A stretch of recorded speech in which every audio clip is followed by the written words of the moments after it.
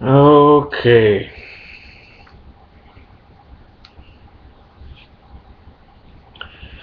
This has got to be one of the most saddest videos I ever made on YouTube. Because I'm going to tell you two stories about my father and my uncle. Now, my father, he used to drink. And every time he used to drink, when a, when a person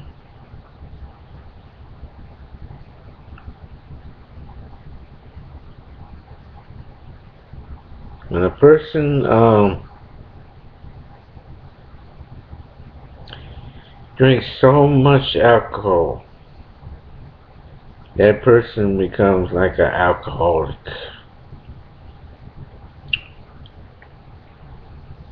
And that's what my father was, an alcoholic. He just kept drinking beer after beer after beer after beer.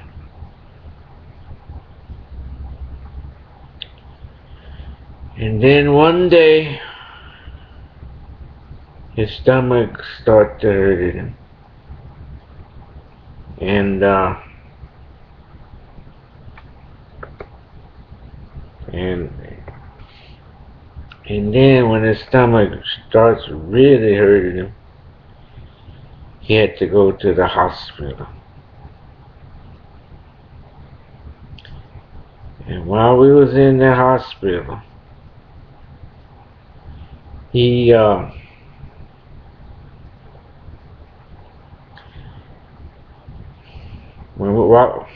we was in the hospital, they put all these needles in him.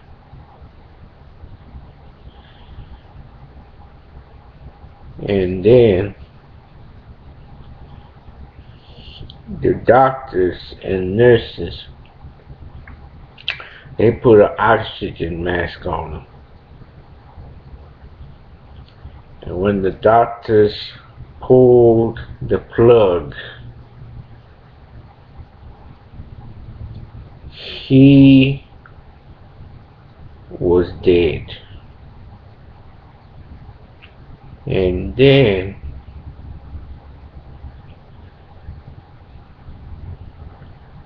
when oh man, I want to tell you some more. And then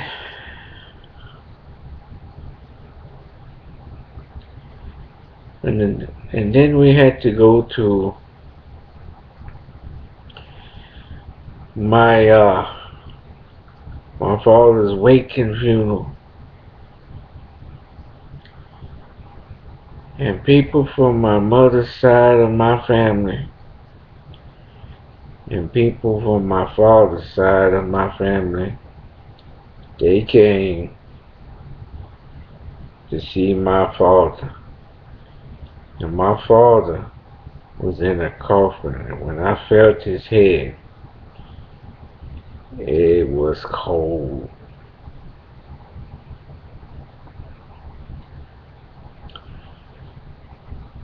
And then at the funeral, they buried him, and that was that. Now my uncle, on the other hand, let me tell you how it started with him. When I was at my uncle's house, uh, when I was at my uncle's house, his liver started to bother him. So he told me that he said, "Ooh, my liver started to bother me." So Yvonne took him to the hospital. And once again, everybody was at the hospital. People from Louisiana was at the hospital.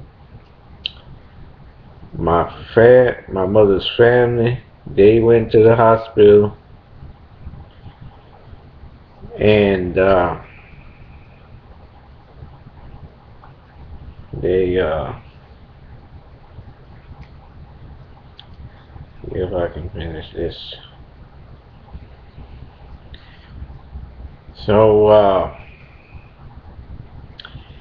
anyhow, my once again, my uncle was in the hospital bed, and once again they had, just like my father, they had these needles sticking in him.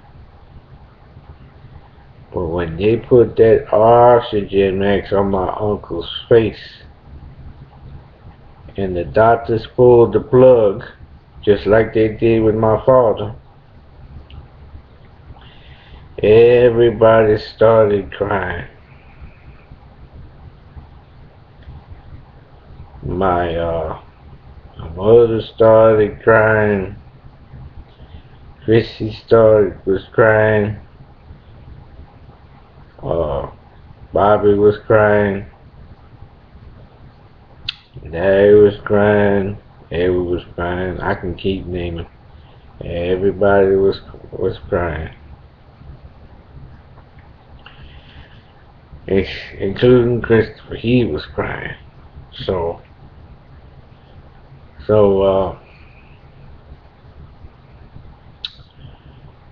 and then over the weekend we had to go to my uncle's wake and funeral, and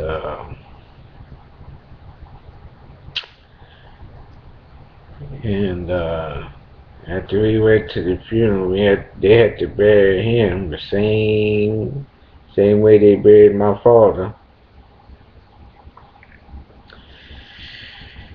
And then that was it.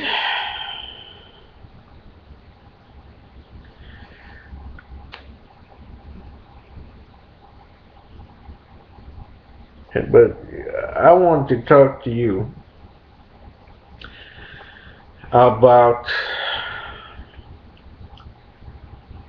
changing subjects here. I want to talk to you about this TV taping or live show, whatever it's called, that I went to back on Thursday. Now, the show, let me give you a review. Let me give you the results, rather. The show started off when Alberto Del Rio came out, and he told everybody that he was going to pick his SummerSlam, his opponent for SummerSlam. Just like John Cena did back on Raw. Now,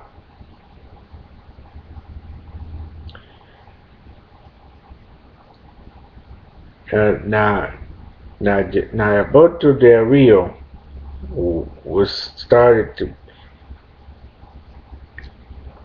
wanted to pick a opponent for SummerSlam until who comes out? Excuse me, Miss Vickie Guerrero. And I know a whole Houston, Texas fan. I know all the fans in Houston, Texas was booing for Vickie Guerrero, because they wasn't cheering. They was booing. So anyhow,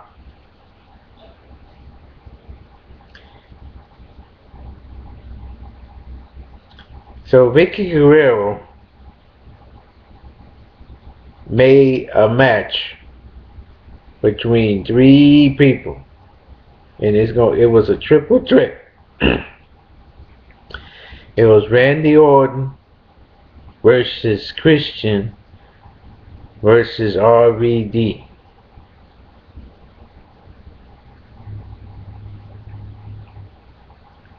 Now,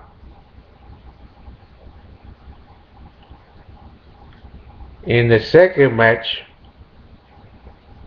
it was R-Truth. In the first match, it was R-Truth versus Wade Barrett. And somehow, some way, Wade Barrett gave R-Truth the forearm to where R-Truth was knocked out. And Wade Barrett pinned for the 1, 2, 3. And Wade Barrett was the winner of that match. And the second match was Tons of Funk versus the Wyatt family. Now, the Tons of Funk had the Wyatt family until the Wyatt family came back, and Wade and the Wyatt family knocked out, what's his name? Oh, Brodus Clay. And they pinned Brodus Clay for the 3 count, and the Wyatt family won the match.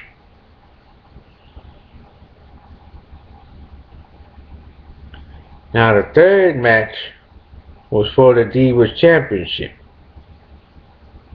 Kaitlyn versus AJ Lee. Now, Kaitlyn had AJ outside the ring until Layla stopped it, to where AJ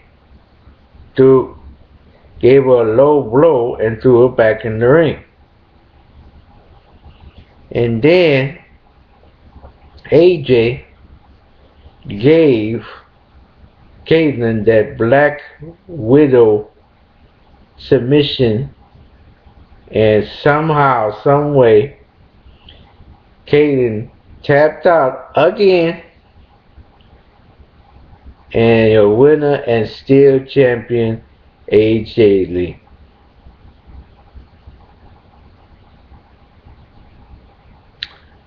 And speaking of which, I want to talk about the Big Show. Now, the Big Show, we haven't seen him on Raw. We haven't seen him on SmackDown. Hell, we haven't seen him on any of the pay-per-views. So I don't know if Big Show is injured, got suspended, or got fired. So, Big Show, this message is for you. Please come back.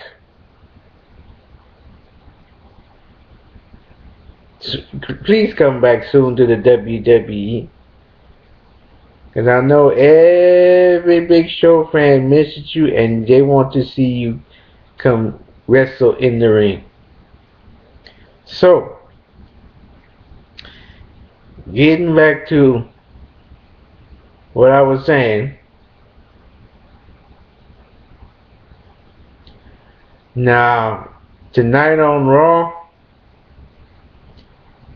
is going to be Kane versus Daniel Bryan, and the other match, I forgot what the match was, but anyway, Kane versus Daniel Bryan.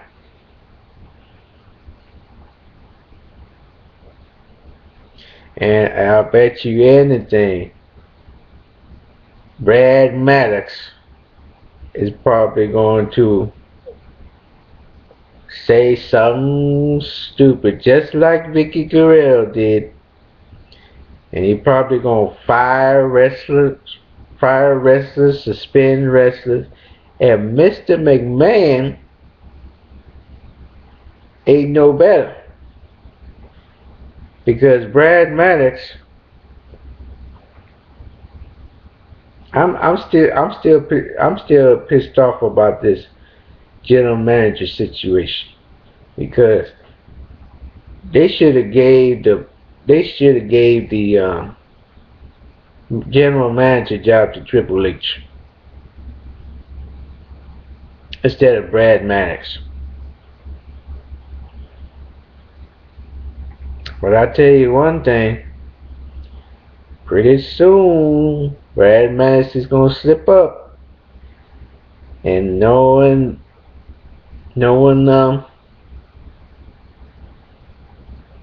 Triple H, he's probably gonna fire him since he's the COO of the company. Just you wait. So anyhow,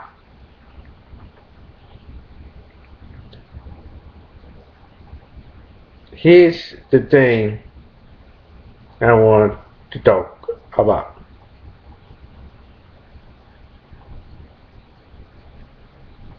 Now,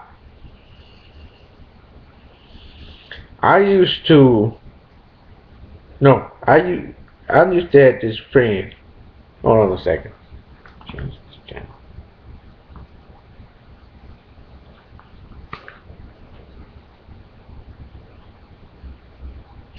So anyway, like I was saying, I used to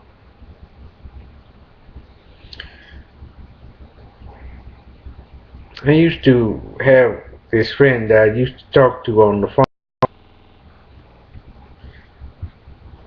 That whose name is Fernando.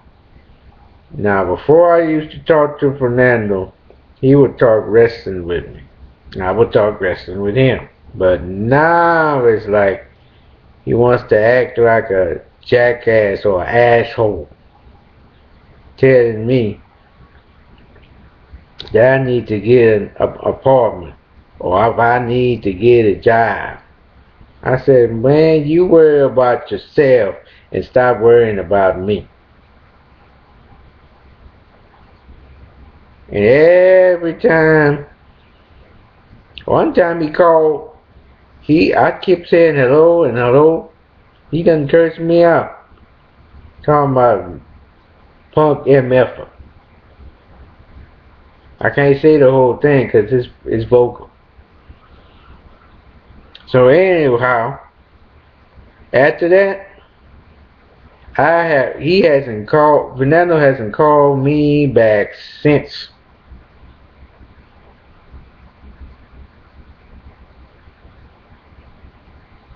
Now Chris,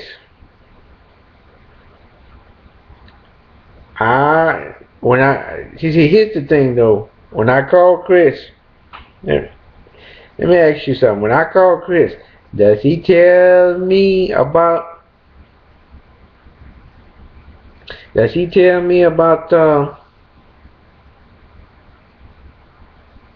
me getting a job? No.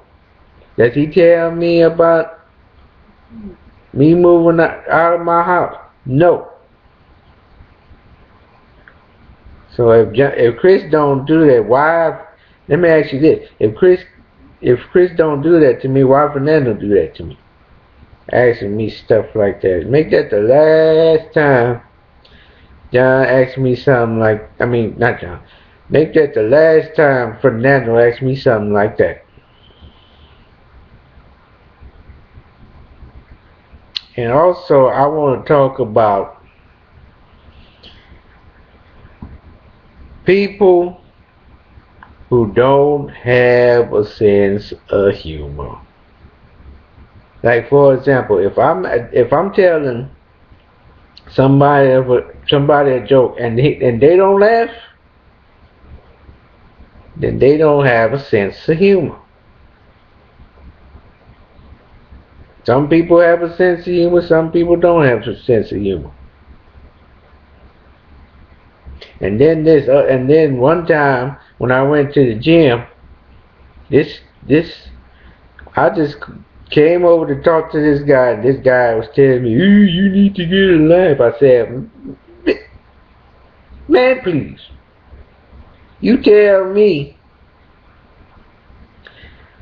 And she said, what I should have told him was, "I need to get a life. What about you? You don't tell. All you do is go to the gym, lift weights, and you leave. You don't do no machines.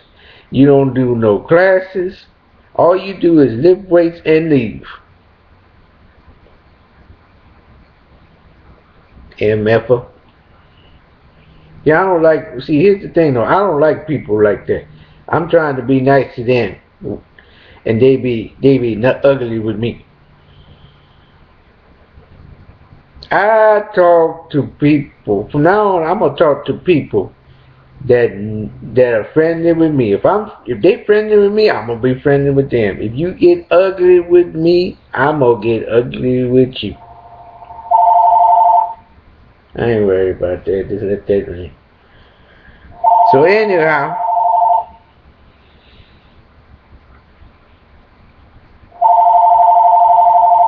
I gotta tell you, I got all these seats, and lastly, before I close it up or wrap it up, I got all these CDs in my room, and they're nothing but hip hop CDs. Some of I listen to, some of I don't listen to. But I ain't got that many CDs. But anyhow, that's all I got to say for today. So just like the angry black man we used to say, "Good morning, everybody. Good morning. I hope you have a blessed day."